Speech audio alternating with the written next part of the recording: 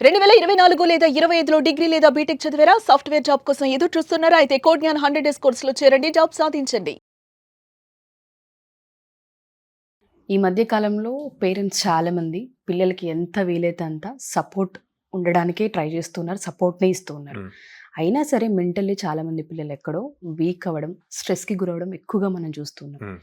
మీరు అబ్జర్వ్ చేసిన దాని ప్రకారం దేనివల్ల అంటారు? వాళ్ళకి ఆ స్ట్రెస్ అండ్ యాంగ్జైటీ ఎందుకొస్తూ ఉంటుంది? ఇక్కడ ఏమవుతుందంటే పేరెంట్స్ ఇప్పుడు వచ్చేసరికి మ్యాక్సిమం ఎడ్యుకేటెడ్ పేరెంట్స్ ఉంటున్నారు. కాకపోతే లేదు అంటే ఈ యూట్యూబ్ ఇవి చూసి ఎంతో కొంత నాలెడ్జ్ వాళ్ళకి ఉంటుందన్నమాట. హ్మ్. హ్మ్. ఈ పాయింట్‌లో ఏమవుతుందంటే కంపారిజన్ ఒకటి ఎక్కువవుతుంది.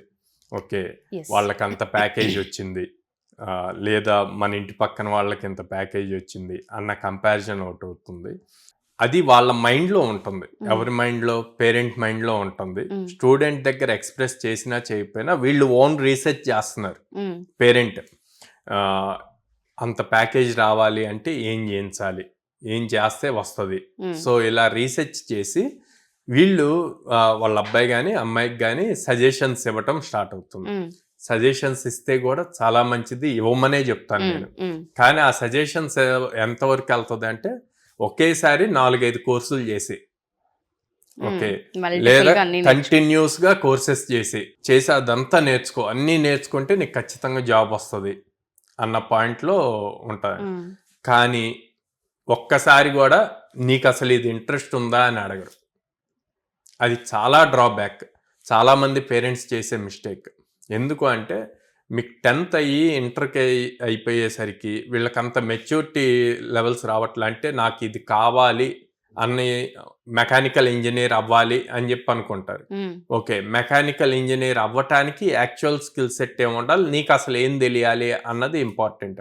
నాకు తెలిసి మాక్సిమం స్టూడెంట్స్ అంటే మీరు టైర్ 1 సిటీస్‌లో పెరిగే స్టూడెంట్స్‌ని వదిలేసి పల్లెటూరుల్లో మన ఇండియా మాక్సిమం విలేజెస్ నుంచే అవును. ఉంటారండి.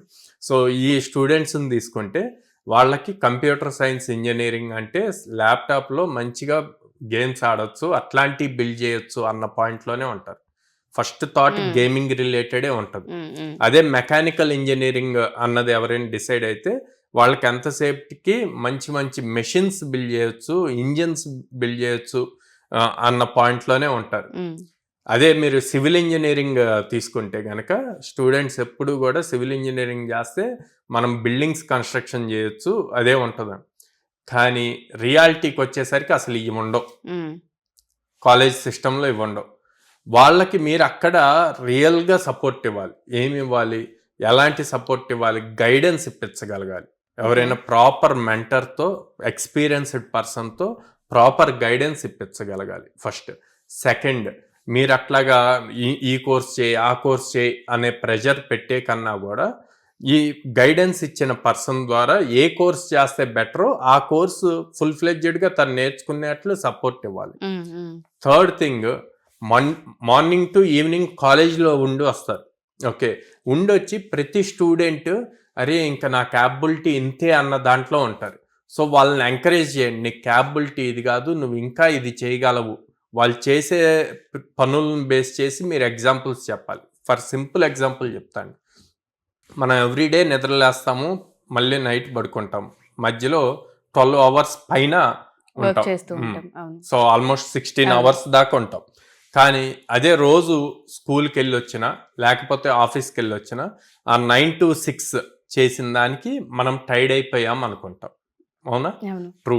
ఇది పక్కన పెడితే మీరు ఇంట్లో ఫంక్షన్ వచ్చిందనుకుందాం. హ్మ్. లేదా మనం జాన్వరిలో ఇప్పుడు సంక్రాంతి వస్తుంది.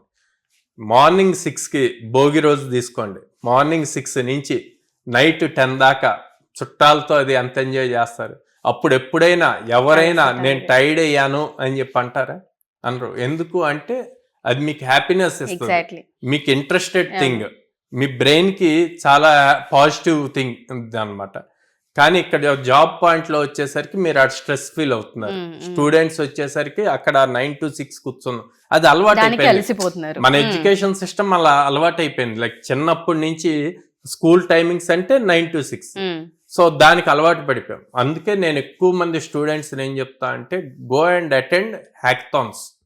హ్యాక్థాన్లో 24 అవర్స్ 36 అవర్స్ హ్యాక్థాన్స్ ఉంటాయి. మీరు రోజు రెగ్యులర్గా 9 to 6 ఉండేదాని బదులు అక్కడ మీరు 24 అవర్స్ ఉండాలి, నిద్ర లేకుండా స్ట్రైట్ అవే కోడింగ్ రాయాలి. ఆ కోడింగ్ అప్పటికప్పుడు నేర్చుకొని బిల్డ్ చేయాలి. సో మీ క్యాపబిలిటీ ఏంటి అన్నది తెలిసేది అది. సో నేను పేరెంట్స్ని అట్లాంటి వాటికి ఎంకరేజ్ చేయమని చెప్తాను అనమాట. ఓకే. అప్పుడు వాళ్ళు ప్రెషర్ కింద ఫీల్ అవ్వరు. అండ్ మీకు కూడా మీ అబ్బాయి కానీ అమ్మాయిది కానీ యాక్చువల్ స్కిల్ ఏంటి అన్నది తెలుస్తుంది, Identity. వాళ్ళకి ఏం ఇంట్రెస్ట్ అన్నది తెలుస్తుంది.